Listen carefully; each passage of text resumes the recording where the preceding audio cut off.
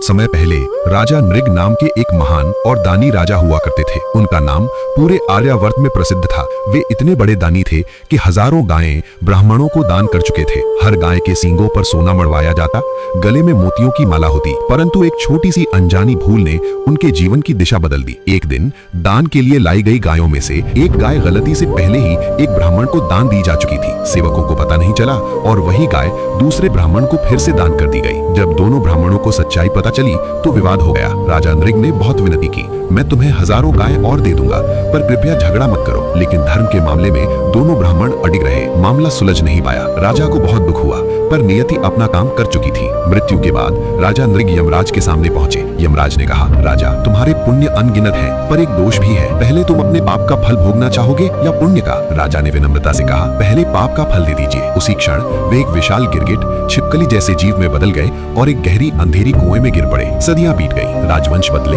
युग बदल गए, पर वे उसी कुएं में फंसे रहे, अपने कर्म की प्रतीक्षा में। बहुत समय बाद द्वारिका के राजकुमार खेलते खेलते उस पुराने कुएं के पास पहुंचे। अंदर झांक कर देखा तो एक अजीब चमकदार विशाल गिरगिट दिखाई दिया। उन्होंने भगवान कृष्ण को बुलाया। कृष्ण मुस्कुराए। उन्होंने अपने दिव्य हाथ से उस जीव को बाहर निकाला। जैसे ही भगवान का स्पर्श हुआ, वो गिरगिट तुरंत एक तेजस्वी दिव्य पुरुष में बदल गया। वही राजा नृग। वे हाथ जोड़कर बोले, प्रभु मैं अपने ही दान के कारण इस योनि में पड़ा रहा। दान भी किया पर सावधानी नहीं रखी। आज आपके स्पर्श से मुक्त हुआ हूँ। भगवान कृष्ण ने सबको समझाया, धर्म केवल भावना से नहीं, सजगता और जिम्मेदारी से भी जुड़ा है। अच्छा कर्म भी यदि लापरवाही से किया जाए तो बंधन बन सकता है। राजा नृग ने भगवान को प्रणाम किया और दिव्य लोक को प्रस्थान किया।